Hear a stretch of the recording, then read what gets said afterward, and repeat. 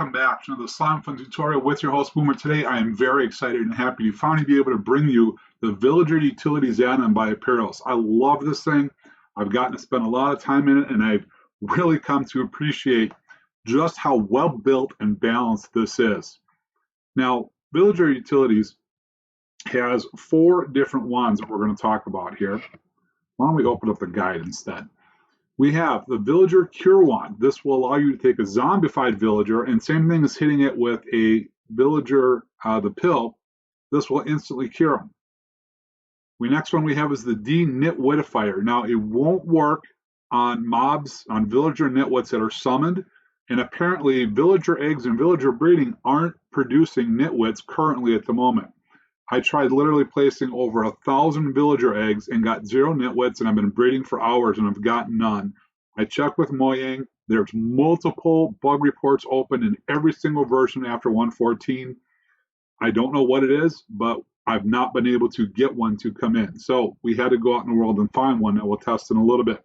But this will allow you to give the ability for a villager who was a nitwit to take a profession by changing him from a nitwit to a regular villager.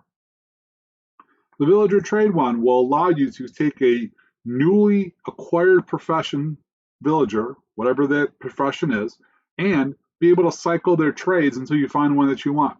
So let's say you first reach out to a librarian and you're looking for mending, hopefully for like around 8-10 emeralds, and he's got blast protection with 64. You're not going to pay those 64 emeralds to keep cycling through. You're going to reset that trade and keep looking from there. And finally, the Transport Wand. Transporting villagers through the world is a dangerous proposition and quite often ends in a villager dying. Here, you're going to be able to instantly get a charm that will allow you to transport that villager to the exact spot you need it. Now, like I said, I think this is a very well-balanced add-on for what you're getting out of this. As you guys know, on most servers, villagers are key, especially in survival, skyblock, where there's multiple shops. You need those enchantments. And so to get this process is not cheap. These wands, other than the elemental staff and the ancient run, everything else is relatively cheap. You need strange nether goo. Well, there's only one way to get strange nether goo, and that's bartering with piglins. Don't think you can go into the nether, take a stack of gold, come back with 6 nether goo, and you're good. You're going to need a little bit more than that. Villager tokens are what's used to pay for the use of the wand, is a way to put it. Well, every one of these villager tokens also requires strange nether goo, as well as villager essence. And if we come back and look at villager essence, again, more ancient villager runs. So we need a strange nether goo farm. Other than that, most everything else in here is relatively affordable. That is, while it's not difficult, it's definitely time consuming, because it's going to take a while to set that farm up in the nether, or if you're able to bring him into the overworld, but I don't think you are. So let's get into this. Let's talk about these different types. Now I'm going to flip over to survival for this. So we're going to start with our Cure Wand. We're going to take this guy and we're going to instantly change him to a villager by right-clicking. It's going to cost me one of my tokens. So now I have 58 tokens, but he is now a villager and he has taken on the loom as his workstation.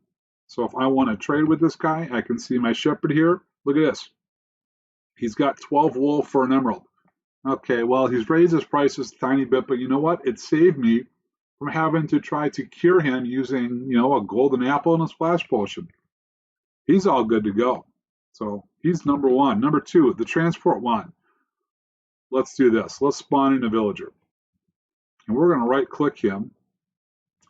It cost me a charm. It cost me a villager token. Now this, let's say I want to set my villager base. I'm going to set up my trading hall. Let's just pretend that this block right here is where I'm going to put him. If I had a hall built, I just simply right-click and boom. Isn't that much better than using boats and pistons to up and down over land, or using mine carts and laying down 400 rails? That was a piece of cake. See you later, buddy. Have some fun over there. All right, the trade wand. We're going to cycle through our trades here. So we're going to start with a librarian that we have not traded with yet. Now he's a little mad because I did hit one of his villagers earlier. Let's say, let's give me some emeralds. How about 600? Let's just make sure we're ready to trade. All right, let's grab ourselves a number of bookshelves, right? Let's say, okay, well, I needed them anyways, right? Because I need an enchanting table. His trades are now locked, in theory, right? They're still there. But if I take the trade wand, do I want to reset his trades? Absolutely. So I click there, and I can go back in, and now I can see, hey, he's got an unbreaking 2 when he's not mad at me for 11 emeralds. Not a bad start, especially if you're in the beginning. Again, my villagers are a little upset with me. I did smack one right before I started recording, so the trades are a little bit higher. But it allowed me to cycle. If I don't like unbreaking, all right, let's hit it again. Hey, 13 for that bookshelf. No, we already did that. Let's hit it again. Whoops, I hit him with the wrong wand. Trade one. There we go. Oh, okay, so he gave me a 13 again. Let's try another one. Ooh, Curse of Vanishing for 42. Oh, bad trade. Let's do it again.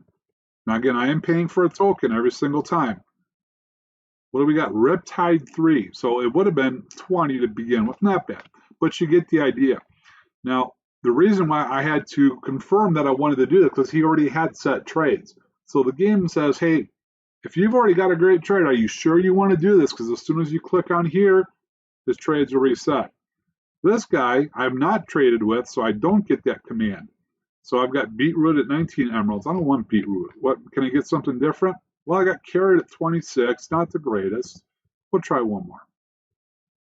Still 26. How about one more try? Can we get a better trade? No, but beetroot again at 19. So you get the idea. All right. The last one, the nitwitifier. Now, I've got a villager trapped out here in the world that we're going to teleport to. Now, I have not tested it on him simply because I'm getting this. Oh, there we go. A little bit of lag. All right. These guys are hard to find. That is for sure. All right. You ready? Say cheese. Look at that. Worked beautifully. So he can now be traded with. As a matter of fact, I could even cycle through his trades, except he doesn't have a workstation. So he needs to be given a workstation. Once he does, I can cycle through his trades just like any other villager can. Apeiros, again, great job. I really love this add-on. Like I said, it's costly, but I think it's well balanced for what you get. Especially when you're setting up your initial villager breeder and you start dropping nitwits or you start dropping villagers and you've got your workstation, you start getting those really lousy trades. Normally what you got to do is you got to kill a villager, wait another 25 minutes, 5 minutes for the cycling of the birth of another villager, and then of course the 20 minutes for that villager to become an adult. So I'm going to hang out in this village for a while and talk to these guys, see how they're doing, show them my pretty wands and my emeralds. But guys, I hope you enjoyed it. Give Apeiros some love, some feedback. I'm sure you'd love to hear it. But as always, when we're playing Slimefun, you got to go boomer or you got to go home. We'll see you later.